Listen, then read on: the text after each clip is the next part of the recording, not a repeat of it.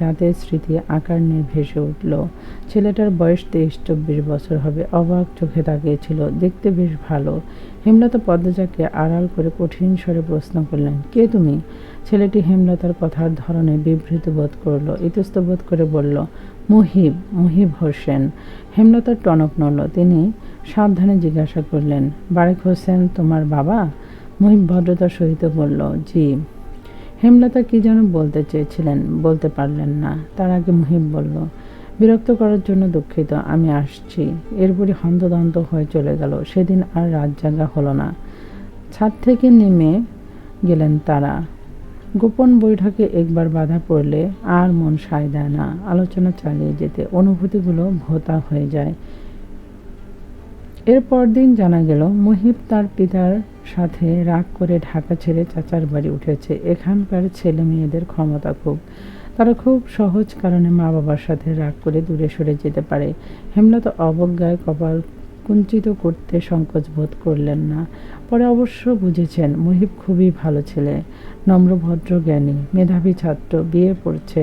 সবচেয়ে ভালো গুণ হলো মুহিবের নজর সৎ। হেমলতার চোখের দৃষ্টি চিনতে ভুল করে না। ঠিক 17 দিন পর বারেক হোসেন ছেলেকে নিতে আসেন। যেদিন আসেন এর পরদিন রাতে হেমলতাকে প্রস্তাব দেন। মুহিবের বউ হিসেবে পদ্মজাকে নিতে চান। হেমলতা অবাক হন। মুহিব মনে মনে পদ্মজার উপর দুর্বল, অথচ বোঝা গেল না। নিঃসন্দেহে মুহিব পাত্র হিসেবে উপযুক্ত। মুহিবের বড় ভাই মমিন, রাজীব দুজনই চাকরিজীবী। মমিন বিয়ে করে বউকে ডাক্তারি পড়াচ্ছে। সামর্থ্যের কাছে পুরো পরিবার। অতএব বোঝা গেল পরিবারের প্রতিটি মানুষের মস্তিষ্ক ভাবনা উচ্চমানের। বারেক হোসেন বিয়ের প্রস্তাবের সাথে এটিও বলেছেন, আমার মেয়ে নেই, ছেলের বউরাই আমার মেয়ে। আপনার মেয়ের যতটুকু ইচ্ছে পড়বে, কোনো বাধা নেই।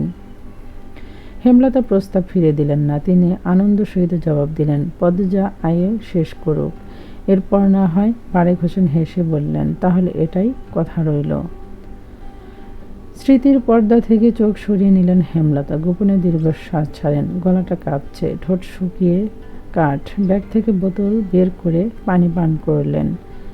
প্রেমা প্রান্ত বাড়ির বাইরে সড়কে পায়চারি করছে। পূর্ণা গেটের আড়াল থেকে বারবার উকি দিয়ে দূর রাস্তা দেখছে। মোর্শেদ হেমলতা আর পদ্মজাকে আনতে গঞ্জে সেই কখন গেল, এখনো আসছে না।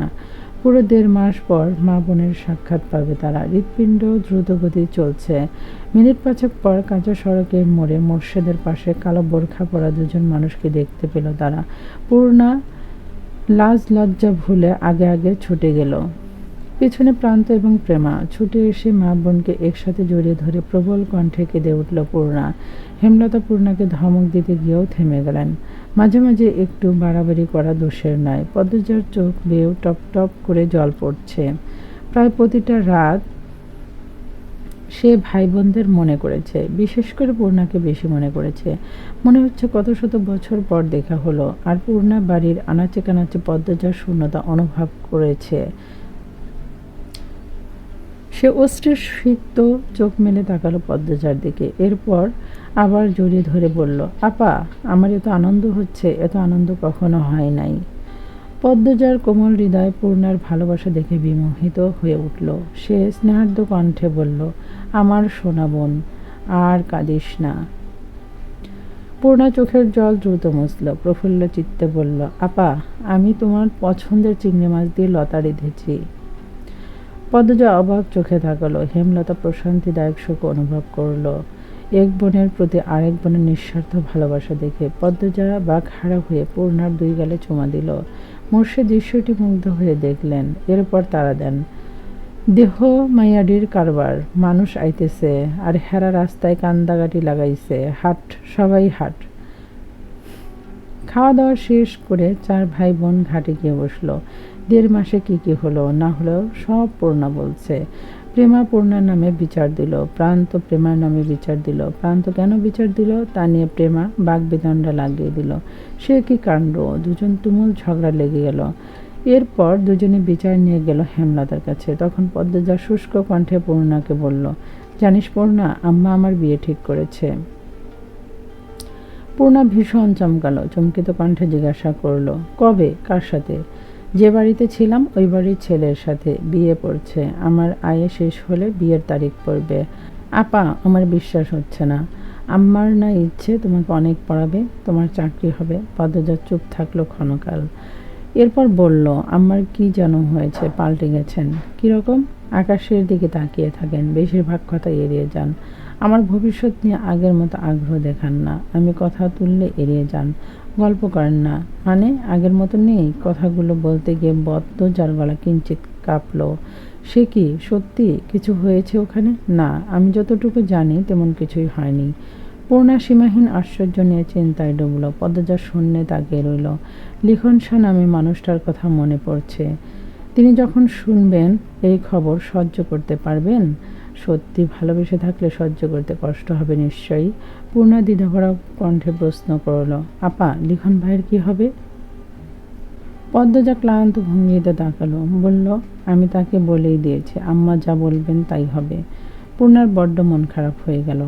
তার আপার মতো সুন্দরীকে শুধুমাত্র লিখন শাহর পাশেই মানায়। কত স্বপ্ন দেখল সে লিখন শাহ এবং পদ্মজাকে নিয়ে। সব স্বপ্নে ঘুরে বালি। সে কাতর কণ্ঠে বলল, লিখন ভাইয়ের সাথে তোর বিয়ে না হলে আমি কষ্ট পাবো খুব। আমি তো আম্মার কথার বাইরে যেতে পারবো না। পূর্ণার গলার স্বর খাদে এনে বলল, যদি লিখন ভাই রাজি করাতে পারে? পদ্মজা অবিশ্বাস্য দৃষ্টি নিয়ে তাকালো। সেই দৃষ্টি যেন ইঙ্গিত দিচ্ছে এ হর নয়। পূর্ণা কপাল কুঁচকে ফেলল, বিরক্তিতে বলে উঠল, ধ্যাত, বাতাসটা গরম গরম ঠেকছে, ক্রমশ মাথা ব্যথা বেড়ে চলেছে। এত এত গাছগাছালি চারিদিকে, তবুও এতটুকু শীতলতা নেই পরিবেশে। হেমলতা আলমারির কাপড় গুছিয়ে বিছানার দিকে তাকালেন। মোর্শেদ এই রোদ ফাটা দুপুরে কখন থেকে ঝিম মেরে বিছানায় বসে আছে, মুখখানা বিমর্ষ চিন্তিত। হেমলতা প্রশ্ন ছুড়লেন, কোনো সমস্যা? মোর্শেদ তাকে আবার চোখ সরিয়ে নিলেন। হেমলতা তাকিয়ে রইলেন জবাবের আশায়। ক্ষণকাল সময় নিয়ে মোর্শেদ বললেন, বাসন্তী এই বাড়িতে আইতে চায় থাকবার জন্য। হেমলতার চোখ দুটি ক্রোধে জ্বলে উঠে আবার নেবে গেল। নির্বিকার কণ্ঠে বললেন, তোমার ইচ্ছে হলে নিয়ে এসো, বাড়ি তো তোমার। মোর্শেদ চকিত চোখে তাকান। তিনি ভেবেছিলেন হেমলতা রাগারাগি করবে। মোর্শেদের চোখ দুটির দৃষ্টি তীক্ষ্ণ রূপ নিল। কিরমির করে হেমলতাকে বললেন, আমি তারে চাই না। হেমলতা ঠাট্টা করে হাসলেন, বললেন, 20 বছর সংসার করে এখন তাকে চাও না? আমি হলে মামলা ঠোকাতাম। মোর্শেদ আহত মন নিয়ে তাকিয়ে রইলেন অনেকক্ষণ। চোখ দুটিতে অসাধ্য স্পষ্ট। হেমলতা নিজেকে নিয়ন্ত্রণ এনে সরে পড়লেন। মোর্শেদ তখন কপট রাগ নিয়ে নিজে নিজে আওড়ান, আমারে ডর দেখায়, মার্ডারে খুন করতে পারলে জীবনের শান্তি পাইতাম। হেমলতা ঘাড় ঘুরিয়ে তাকান, মোর্শেদকে পরখ করে নেন। রাগে ছটপট করছে মোর্শেদ। বাসন্তীর প্রতি তার এত রাগ কেন? তিনি দুপা এগিয়ে আসেন, বললেন, ভালোবাসার মানুষকে এভাবে গালি দিয়ে ভালোবাসা শব্দটির সম্মান খুইয়ে দিও না। আমি তারে কোনো কালেও ভালোবাসি নাই, বাসলে তোমারে বাসছি। হেমলতা ভীষণ অবাক হয়, চোখ তুলে তাকান। ভোতা অনুভূতিগুলো মুহূর্তে নাড়াচাড়া দিয়ে উঠল। মোর্শেদ অপ্রস্তুত হয়ে পড়লেন, দৃষ্টি অস্থির। বিছানা থেকে নেমে গটগট পায়ে বেরিয়ে যান। হেমলতা মোর্শেদের যাওয়ার পানে তাকিয়ে থাকেন, ঝাপসা চোখ মেলে। এই মানুষটার থেকে এই শব্দটি শোনার জন্য একসময় কত পাগলামি করেছেন তিনি, কত কেঁদেছেন, আকুতি মিনতি করেছেন। সত্য হোক কিংবা মিথ্যে হোক, হেমলতার ভীষণ আনন্দ হচ্ছে। বয়সটা কম হলে আজ তিনি অনেক পাগলামি করতেন, অনেক। পূর্ণার ভীষণ জ্বর, তাই পূর্ণাকে নানা বাড়ি রেখেই পদ্মজা বাড়ি ফিরল। সাথে এলো হিমেল, প্রান্ত, প্রেমা। বাড়ি জুড়ে ছুটাছুটি করে লাউ, সিম, লতা, পুঁইশাক বন্দোবস্ত করল। হিমেল বাজার থেকে মাছ এনে দিল। বাড়িতে ছুটকি ছিল। আজ হেমলতা আর মোর্শেদ ফিরবে, তাই এত আয়োজন। 2 দিন আগে ঢাকা গেলেন তারা। হেমলতার বড় বোন হানির মেজো মেয়ের বিয়ের কথাবার্তা চলছে। হানি বলেছেন হেমলতা না গেলে তিনি বিয়ের তারিখ ফেলবেন না, তাই বাধ্য হয়ে হেমলতা গিয়েছেন। তবে পদ্মজার খটকা লাগছে শুরু থেকে। তার মা তাকে রেখে পাশের এলাকায় যেতেও আপত্তি করেন। আর আজ 2 দিন ধরে তিনি মাইলের পর মাইল দূরে পদ্মজাকে ছাড়া রয়েছেন। এসব এখন ভাবার সময় নয়। পদ্মজা যত্ন করে কয়েক পদের রান্নার প্রস্তুতি নিল। সকাল থেকে সূর্যের দেখা নেই, পরিবেশ ঠান্ডা স্তব্ধ, এ যেন ঝড়ের পূর্বাভাস। প্রান্তপ্রেমা উঠান জুড়ে মার্বেল খেলছে। হিমেল শুধু দেখছে, মাঝে মাঝে প্রবল কণ্ঠে হাসছে, হাততালি দিচ্ছে। রান্না শেষ হলো বিকেলে। প্রেমা, প্রান্ত, হিমেলকে খাবার বেড়ে দিল পদ্মজা। খাওয়া শেষ হলে বলল, হিমেল মামা, প্রান্ত আর তুমি পূর্ণারে নিয়ে আসো, সন্ধ্যা হয়ে যাবে একটু পর, আম্মা আব্বাও চলে আসবে। হিমেল প্রান্ত বের হতে পিছন পিছন ছুটে গেল প্রেমা। পদ্মজা একা হয়ে গেল। রান্নাঘর গুছিয়ে বারান্দায় এসে দাঁড়ালো। বাতাস বইছে প্রবল বেগে, বাতাসের দাপটে চুল ওড়না উড়ছে। আকাশ কালো মেঘে ছেয়ে গেছে, পরিবেশ অন্ধকার হয়ে আসছে ধীরে ধীরে। মনটা গাইতে লাগলো। পদ্মজা এক হাত দিয়ে অন্য হাতের তালু চুলকাতে চুলকাতে গেটের দিকে বারংবার তাকাচ্ছে। যতক্ষণ কেউ না আসবে শান্তি মিলবে না। বিকট শব্দ তুলে গাছে কোথাও বজ্রপাত পড়ল। ভয়ে পদ্মজার আত্মা শুকিয়ে গেল। চারিদিক কেমন অন্ধকার হয়ে এসেছে। ঘুমটা টেনে বাড়ি থেকে বের হওয়ার সিদ্ধান্ত নিতে আকাশ ভেঙে বৃষ্টি নামলো। বিকট বজ্রপাত, দমকা হাওয়া, বড় বড় ফোঁটার বৃষ্টি, সব মিলিয়ে প্রলয়ঙ্কারী ঝড় বইছে যেন। লাহারি ঘরের মাথার উপরে থাকা তালগাছ অবাধ্য বাতাসের তেজে একবার ডানে আরেকবার বামে ঝুঁকে পড়ছে। পদ্মজার গায়ের পশম দাঁড়িয়ে গেল ভয়ে। ছুটে গেল নিজের রুমে, বিছানার উপর কাচুমাচু হয়ে বসল। টিনের চালে ধুমধাম শব্দ হচ্ছে, বৃষ্টির বেগ বেড়ে চলেছে। এত সব শব্দ ভেদ করে আরেকটি শব্দ কানে এলো। সদর ঘরে কিছু একটা পড়েছে। পদ্মজা ভয় পেয়ে গেল। পরপরই খুশিতে আওড়ালো, আম্মা আসছে। বিছানা থেকে নেমে হন্তদন্ত হয়ে সদর ঘরে আসলো। সদর ঘর অন্ধকারে তলিয়ে আছে। জানালা দিয়ে আসা ঈষৎ আলোয় পদ্মজা টের পেল একজন পুরুষের অবয়ব। সাথে সাথে সর্বাঙ্গ অসাড় হয়ে পড়ল। পা দুটি স্তব্ধ হয়ে গেল। পদ্মজা কাপা কণ্ঠে বলল, কে আপনি? খালি বাড়িতে কেন ঢুকেছেন? কোনো জবাব আসলো না। পদ্মজা অনুরোধ করে ভেজা কণ্ঠে বলল, বলুন না, কে আপনি? একটি ম্যাচের কাঠি জ্বলে উঠল। সে আলোয় দুটি গভীর কালো চোখ বিভ্রম নিয়ে তাকিয়ে রইল পদ্মজার দিকে। শীতল স্পষ্ট কণ্ঠে চোখের মালিক বলল, আমির হাওলাদার। পদ্মজা পুরুষালী কণ্ঠ শুনে আরও ভরকে গেল। রগে রগে বরফের ন্যায় ঠান্ডা সূক্ষ্ম কিছু একটা দৌড়ে গেল। এক হাত দরজায় রেখে পদ্মজা আকুতি করে বলল, আপনি চলে যান, কেন এসেছেন? উত্তরের আশায় না থেকে পদ্মজা দৌড়ে নিজের রুমে চলে গেল। রুমে ঢুকে দরজা লাগিয়ে দিল। মস্তিষ্ক শূন্য হয়ে পড়েছে, কাজ করছে না। লোকটা যদি সম্মানে আঘাত করে বা গ্রামের মানুষ যদি দেখে ফেলে, খালি বাড়িতে অচেনা পুরুষের সাথে কেলেঙ্কারি হয়ে যাবে। সে আর ভাবতে পারছে না। দরজায় কড়াঘাত শুনে পদ্মজা রুমের সব আসবাবপত্র ঠেলে ঠেলে দরজার কাছে নিয়ে আসলো। এরপর মাটিতে বসে হাউমাউ করে কাঁদতে লাগলো। দুহাত মাথায় রেখে আর্তনাদ করে ডাকলো, আম্মা, কই তুমি? আমি খুব একা আম্মা, আম্মা। তখন তো ভয়ে কাঁপছিলেন। নাম শুনেছেন? বাব্বাহ, আমিরের কণ্ঠে রসিকতা। পদ্মজা মৃদু হাসলো। কেন হাসলো জানে না। আমির বলল, শুনেছেন? শুনছি। আপনি কি এরকমই ভীতু? আমার সাহসিকতা প্রমাণ করানোর জন্য এখন বের হতে বলবেন, তাই তো? ওপাশ থেকে গগন কাঁপানো হাসির শব্দ আসলো। আমির হাসতে হাসতে বলল, বেশ কথা জানেন তো। এই বিষয়ে কথাবার্তা এড়িয়ে গেল পদ্মজা। বলল, বৃষ্টি কমলেই চলে যাবেন কিন্তু। এ তো তাড়াতে হবে না, বৃষ্টি কমলেই চলে যাব। কষ্ট নেবেন না, খালি বাড়ি তো। বাকিরা কোথায়? এটা মোর্শেদ কাকার বাড়ি না? জি। ওনার ধানের মিল তো এখন আমার আব্বার দখলে। ছুটি নেবেন কবে? পদ্মজা অবাক হয়ে দরজার দিকে তাকালো। বিশ্রাময় নিয়ে বলল, আপনি মাতব্বর কাকার ছেলে? অবাক হলেন মনে হচ্ছে। মাতব্বর কাকার ছেলের নাম তো বাবু। আমির হেসে বলল, আমার ডাকনাম বাবু। আম্মা আর আব্বা ডাকে। ভালো নাম আমির। পদ্মজা আর কথা বাড়ালো না। বজ্রপাত থেমেছে, বৃষ্টি রয়েছে। আমির জিজ্ঞাসা করলো, বাকিরা কোথায়? বললেন না? আম্মা আব্বা ঢাকা, আজ ফেরার কথা ছিল।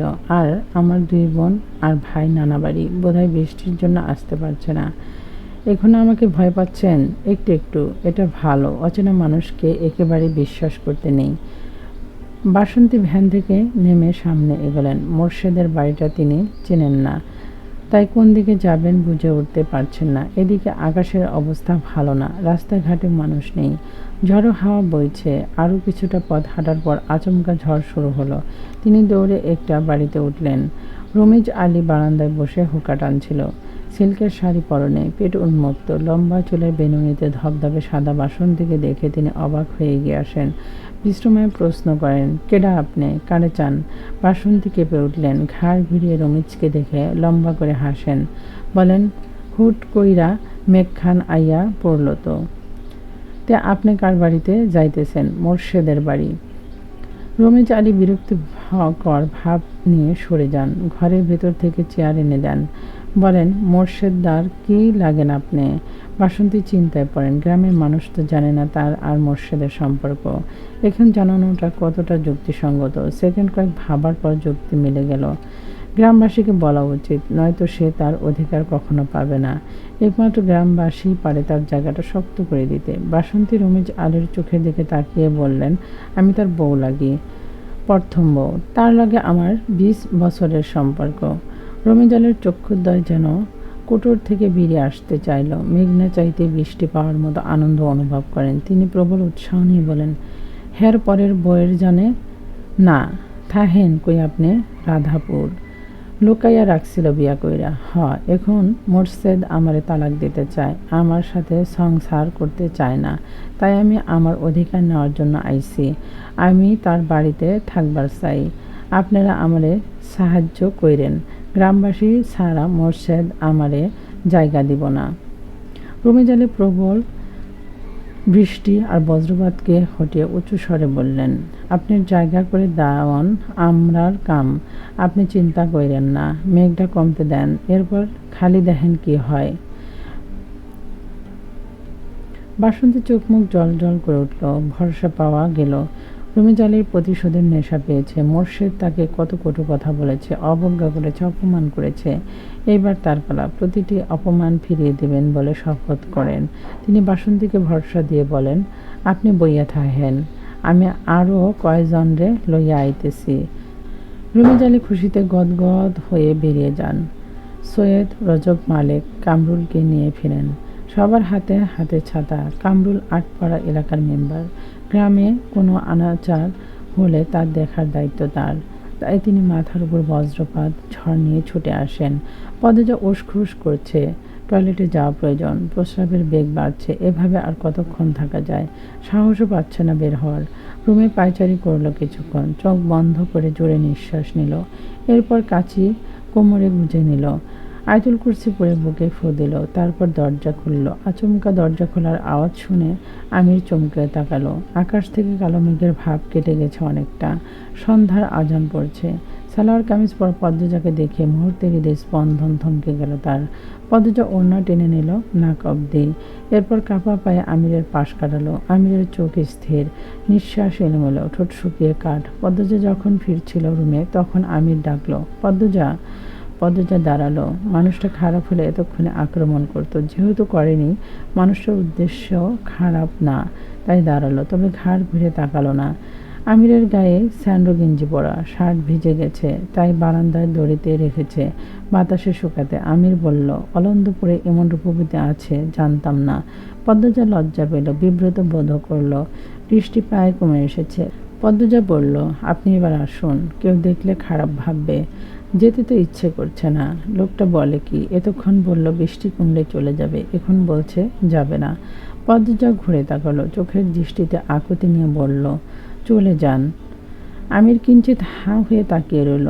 না চাইতে পদ্মজা আমিরকে খেয়াল করলো। শ্যাম বর্ণের একজন পুরুষ, থুতনির মাঝে কাটা দাগ।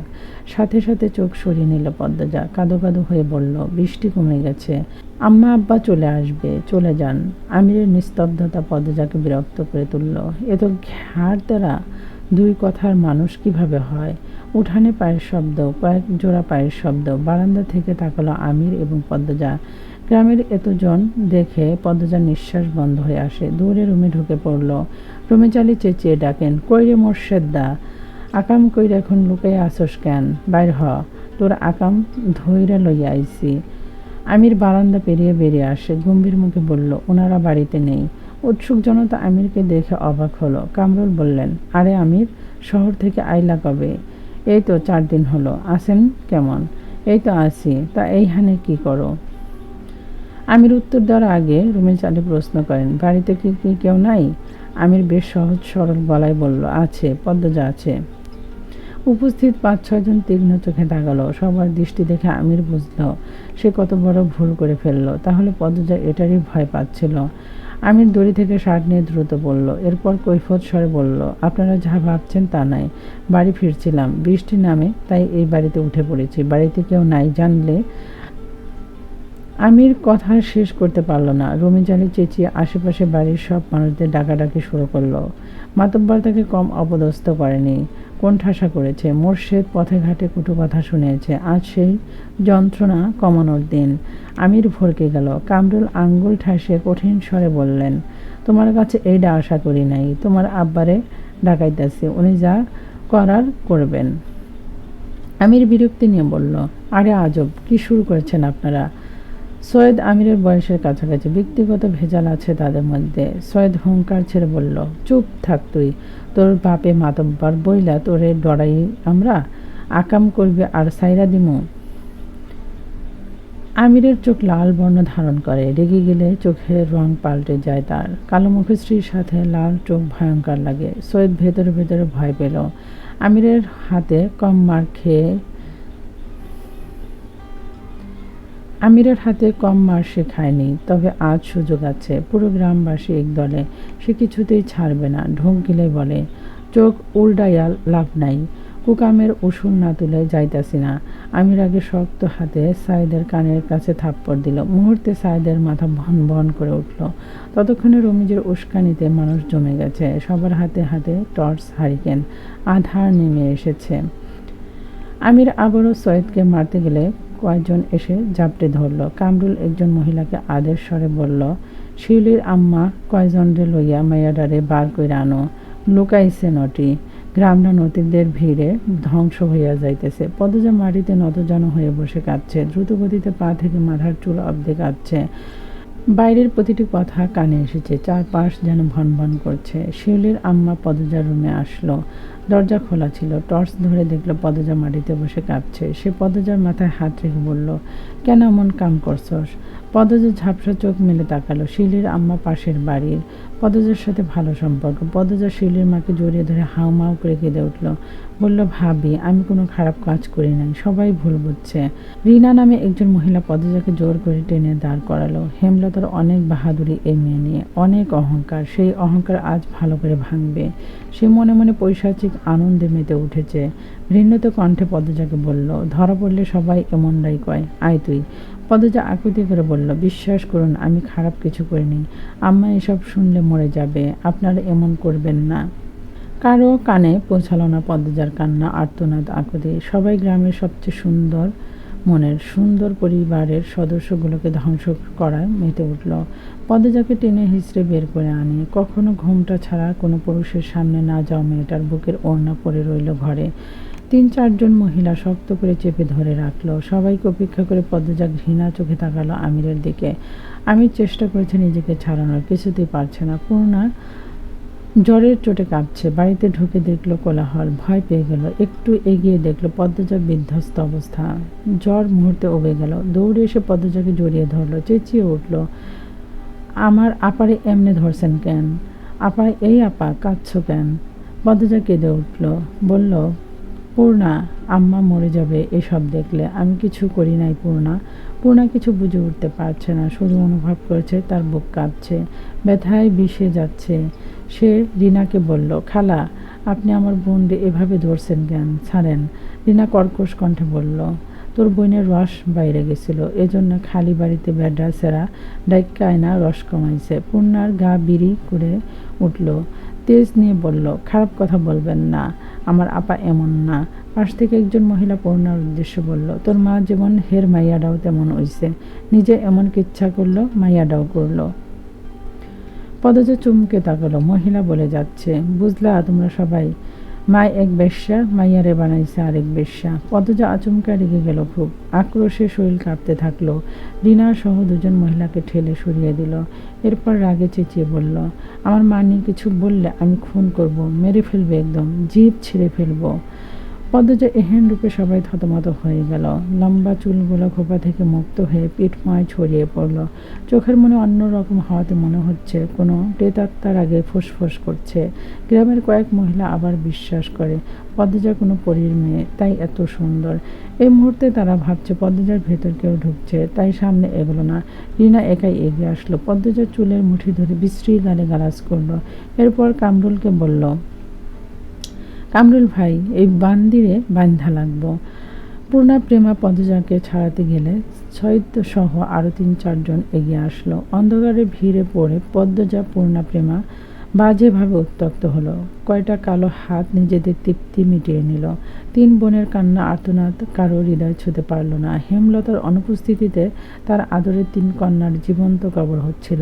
বাধা দেওয়ার কেউ ছিল না। নৌকা ছাড়ার পূর্বে আকাশের কালো মেঘের ঘনঘাটা চোখে পড়ল। তার কিছুক্ষণ পর হঠাৎ ঝমঝমিয়ে বৃষ্টি নেমে এলো। খোলা নৌকা হাওয়াতে চোখের পলকে যাতে ৫ জন কাক ভেজা হয়ে গেল।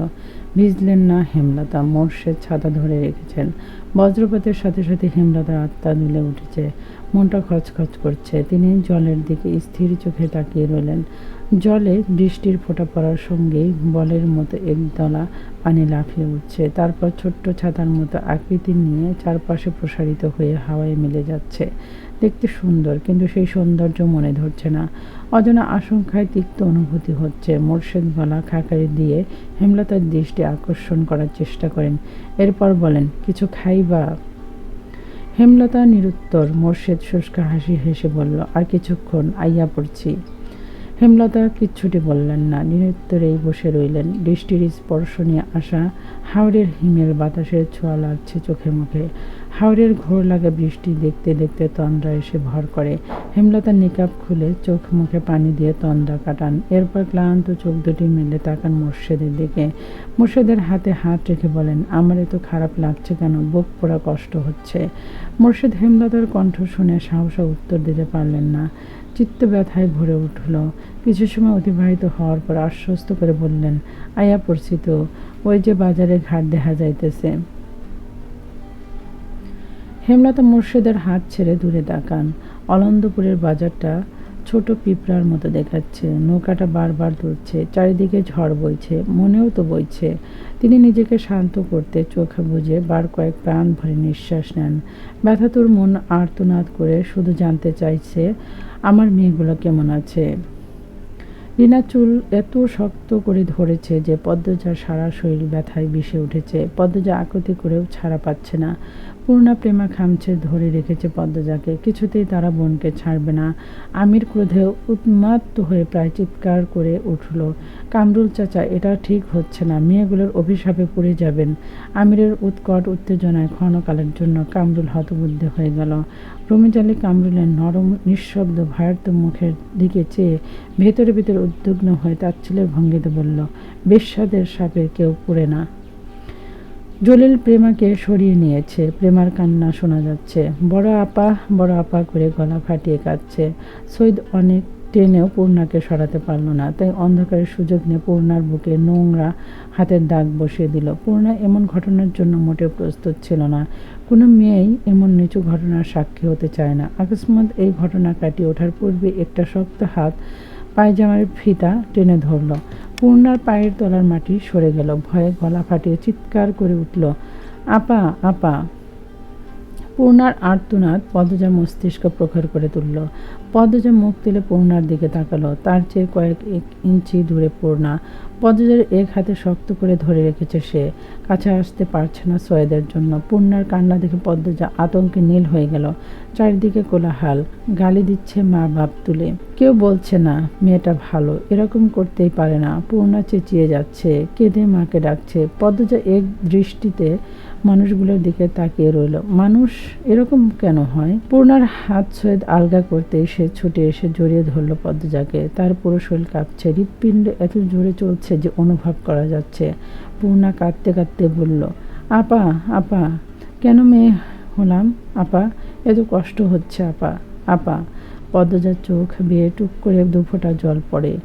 এক হাতে শক্ত করে পূর্ণাকে বুকের সাথে চেপে ধরল। রমিজের উস্কানিতে কামরুল গলা চেঁচিয়ে বলল, নটিরে বান সৈয়দ। পূর্ণার কানে কথাটা আসতেই সে আরও জোরে পদ্মজাকে জড়িয়ে ধরল। পদ্মজা ঠান্ডা স্বরে বলল, পূর্ণা, ছেড়ে দে আমায়। রিনা পদ্মজাকে চুল ধরে টেনে নিয়ে যেতে চাইল। পদ্মজার জায়গা থেকে এক চুলও নড়ল না, ঠায় দাঁড়িয়ে রইল। পূর্ণাকে ফিসফিসিয়ে বলল, বেঁচে থাকলে সব উসুল হবে, ছেড়ে দে। পদ্মজার কণ্ঠে কি যেন ছিল। পূর্ণার সাথে সাথে শান্ত হয়ে গেল। চোখ তুলে পদ্মজার দিকে তাকালো। পদ্মজার গাল বেয়ে রক্ত ঝরছে। সৈয়দ পূর্ণাকে নিতে আসলে পদ্মজা একটি দুঃসাহসিক কাজ করে বসল। সৈয়দের অন্ডকোষ বরাবর লাথি বসিয়ে দিল। সৈয়দ মাগো বলে কুকিয়ে উঠল। জলিল সহ উপস্থিত 3 জন তেড়ে আসলো পদ্মজার দিকে। পূর্ণাকে ধাক্কা দিয়ে ছুঁড়ে ফেলল দূরে। অশ্রাব্য গালি দিতে দিতে কেউ পদ্মজাকে থাপ্পড় দিল, কেউ বা দিল লাথি। 2-3 জন গ্রামবাসীর মনে মায়া উদয় হলো। ছুটে আসলো পদ্মজাকে বাঁচাতে। প্রান্ত ভয়ে চুপসে গিয়েছিল। পদ্মজাকে কাদায় ফেলে মারতে দেখে দৌড়ে আসে। জলিলের হাতে শরীরের সব শক্তি দিয়ে কামড় দিল। জলিল প্রান্তের কান বরাবর থাপ্পড় বসাতেই প্রান্তের মাথা ভন ভন করে উঠল। পরিস্থিতি বিগড়ে যেতে দেখে কামরুল হতবুদ্ধি হয়ে পড়েন। মনে মনে বেশ ভয় পান। কেশের গলা পরিষ্কার করে 2 হাত তুলে চেঁচিয়ে বললেন, তোমরা থামো, এটা কি করতেছ? থামো কইতাছি, সবাই সইরা আসো, থামো। সব কিছু থেমে গেল। পদ্মজা কাচুমাচু হয়ে পড়ে রইল কাদায়। নিঃশ্বাস নিতে কষ্ট হচ্ছে। নাভির নিচে একটা লাথি পড়েছে বেশ জোরে। চোখ বুজে রেখেছে। 2 হাত বুকের উপর, লম্বা চুল কাদায় মেখে ছড়িয়ে আছে আশেপাশে। যন্ত্রণায় যেন পাঁজরগুলো মরমর করে ভেঙে যাচ্ছে। পূর্ণা জ্বরের তোপে জ্ঞান হারিয়েছে। হেমলতার মা মঞ্জুরা বাড়িতে ঢুকে পদ্মজাকে এভাবে পড়ে থাকতে দেখে আঁতকে উঠলেন। দৌড়ে এসে পদ্মজাকে তুলতে চাইলেন। কামরুল হুঙ্কার ছাড়েন, এই শরীরে ধরন যাইব না, যান এখান থাইকা। মঞ্জুরা পদ্মজার কামিজ ঠিক করে দিলেন। এরপর 2 জন লোককে নিয়ে পূর্ণাকে তুলে ঘরে নিয়ে গেলেন। মঞ্জুরার বুক কাঁপছে হেমলতার ভয়ে। হেমলতা বারবার বলেছিল 2 দিন তার মেয়েদের চোখের আড়াল না করতে, আর তিনি একা বাড়িতেই ছেড়ে দিয়েছেন। ইচ্ছে হচ্ছে এক ছুটে কোথাও পালিয়ে যেতে। হিমেল নাক টেনে টেনে কাঁদছে। জপ করছে হেমলতার নাম। মঞ্জুরা রেগে ধমক দেন, আহ থাম তো। বাপের বাড়িতে কাউকে না পেয়ে হেমলতা চিন্তায় পড়েন। মোর্শেদ বললেন, আমরার বাড়িতে গিয়া বইয়া রইছে মনে হয়, আও বাড়ির যাই। হেমলতা মিনমিনে গলায় বলেন, তাই হবে। 2 জন হেঁটে বাড়ির রাস্তায় ওঠে। তখন পাশ কেটে একজন মহিলা হেঁটে যায়। কিছুটা হাঁটার পর মোর্শেদের খটকা লাগলো। তিনি ঘাড় ঘুরিয়ে তাকান। মহিলাটি অনেক দূর অবধি চলে গিয়েছে। মহিলার অবয়ব দেখে মোর্শেদের বাসন্তীর কথা মনে হলো। মনে মনে আওরান, বাসন্তী আইছে। পরপরই নিজের মনকে বোঝ দেন, না না, হে আইব কেমনে, আর আইলেও যাইব জ্ঞান। তিনি আর মাথা ঘামালেন না। হেমলতার বুক দৌড়ু দৌড়ু করছে। ঠান্ডা বাতাস বইছে, তবুও তিনি ঘামছেন অজানা আশঙ্কায়। বাড়ির কাছাকাছি এসে তিনি দেখতে পেলেন মাতব্বরকে। মাতব্বরের সাথে আরও 2 জন ব্যক্তি। এছাড়া বাড়ির সামনে মানুষের ভিড়ও দেখা যাচ্ছে। হেমলতার হৃৎপিণ্ড যেন থমকে গেল। মেরুদণ্ড বেয়ে বরফের ন্যায় ঠান্ডা কিছু একটা ছুটে গেল। তিনি নিঃশ্বাস বন্ধ রেখে ছুটতে থাকেন। পিছলা খেয়ে পড়ে যেতে গিয়েও নিজেকে সামলে নেন। হেমলতার দৌড় দেখে মোর্শেদ অবাক হন। প্রশ্ন করেন, তুমি দৌড়াতেছ কেন? হেমলতা প্রশ্নটি শুনলেন না। নিকাব বাতাসের দমকে উড়ে পড়ল দূরে। তিনি ভিড় ঠেলে বাড়িতে ঢোকেন। কোলাহল বেড়ে গেল। এতে ভিড়ের মাঝে একটা মেয়েকে পড়ে থাকতে দেখে তিনি অবাক হন। অন্ধকারে মেয়েটিকে চিনতে বেশ অসুবিধা হচ্ছে। তিনি আঙ্গুল তুলে বিড়বিড় করেন, মেয়েটাকে? হেমলতার প্রশ্ন কারোর কানে অবধি গেল না। কোথা থেকে এটি আলো এসে পড়ে পদ্মজার উপর। সাথে সাথে হেমলতার চক্ষুদ্বয়ের সামনে পদ্মজার কাদা রক্তে মাখা মুখ ভেসে উঠল। হেমলতা গগন কাঁপে আর্ত চিৎকার করে উঠলেন, পদ্মজা রে! পদ্মজার বুক ধড়াস করে উঠল। অস্তিত্ব কেঁপে উঠল। আম্মা এসেছে, তার পৃথিবী, তার শক্তি। পদ্মজা দুর্বল 2 হাতে ভর রেখে উঠে বসার চেষ্টা করল, পারল না। ভাঙা গলায় জোর দিয়ে শুধু ডাকল, আম্মা, আম্মা। হেমলতার পৃথিবী থমকে গিয়েছে। বিধ্বস্ত, পর্দাহীন, কাদা রক্তমাখা পদ্মজাকে দেখে বিশ্বাস হচ্ছে না এটা তার মেয়ে। তিনি দ্রুত নিজের বোরখা খুলে পদ্মজাকে ঢেকে বুকের সাথে জড়িয়ে ধরেন। অসহনীয় যন্ত্রণায় যেন কলিজা বেরিয়ে আসছে তার। তার সোনার কন্যার একই রূপ। কে করলো? কাপা কণ্ঠে বললেন, পদ্ম, আমার পদ্ম। হেমলতার বুকে মাথা রেখে পদ্মজা হাউমাউ করে কেঁদে উঠল। বলল, আম্মা, আম্মা। হেমলতা পদ্মজাকে আরও জোরে চেপে ধরেন বুকের সাথে। দৃষ্টি অস্থির। বুক হাঁপড়ের মতো ওঠানামা করছে। মোর্শেদ বাড়িতে ঢুকে উঁচু গলায় বললেন, এইখানে এত মানুষ কেন? মাতব্বর মিয়া, আপনি এনে কেন? কি হইছে? ক্লান্ত প্রেমা দৌড়ে এসে মোর্শেদকে জড়িয়ে ধরল। দুজন ভয়ে কাঁপছে, কিন্তু কান্নার শব্দ হচ্ছে না। মোর্শেদ বিশ্রামের কিং কর্তব্য বিমূঢ়। মাতব্বর মজিদ গম্ভীর কণ্ঠে কামরুলকে প্রশ্ন করেন, মেয়েটার এই অবস্থা কারা করেছে? এটা কি নিয়মের মধ্যে পড়ে? কামরুল মাথা নিচু করে রেখেছেন, মিনমিনে গলায় বললেন, আমি সেরিডারে মারতে কই নাই। জলিল, সৈয়দ আর মজনুর স্যারার নিজ ইচ্ছায় মারছে। আপনি আটকালেন না। আটকাইছি বইলাই মায়াডা বাইসা আছে, আর এমন নটিদের বাঁচার অধিকার নাই। থামেন মিয়া, কার কি শাস্তি হবে সেটা আমার দায়িত্ব, আপনার না। সৈয়দ জলিল আল মঞ্জুর ছেলেকে তো দেখা যাচ্ছে না। আগামীকাল তাদের আমি মাঠে দেখতে চাই। কামরুল মাথা নিচু করে রাখলেন। মজিদ হাওলাদার ভারী, সৎ এবং নিষ্ঠাবান মানুষ। গ্রামের মানুষদের দুই হাতে আগলে রেখেছেন। পুরো অলন্দপুরের মানুষ মজিদকে ফেরেশতার সমতুল্য ভাবে। 25 বছর ধরে অলন্দপুর সামলাচ্ছেন তিনি। গুড়ি গুড়ি বৃষ্টি পড়ছে, অন্ধকার গাঢ় থেকে গাঢ়তর হচ্ছে। হেমলতা কিছুতেই হিসাব মেলাতে পারছেন না। অনেক বছর আগের ঘটনা, আর এই ঘটনা হুবহু এরকম কি করে হলো? তিনি নিজের ভেতর একটা হিংস্র পশুর উপস্থিতি অনুভব করছেন। কামরুলের মুখ থেকে শোনা 3টা নাম মস্তিষ্কে নাড়া দিচ্ছে প্রচণ্ডভাবে, সৈয়দ, জলিল আর মজনুর ছেলে। মজিদ সবাইকে উদ্দেশ্য করে বললেন, আগামীকাল সবাই স্কুল মাঠে চলে আসবেন। মিয়া মোর্শেদ মেয়ে নিয়ে আলো ফুটতেই চলে আসবেন। এই বাড়ি পাহারায় থাকবেন মদন আর আলী। আমার ছেলেকে আমি নিয়ে যাচ্ছি, ঠিক সময়ে সে উপস্থিত থাকবে।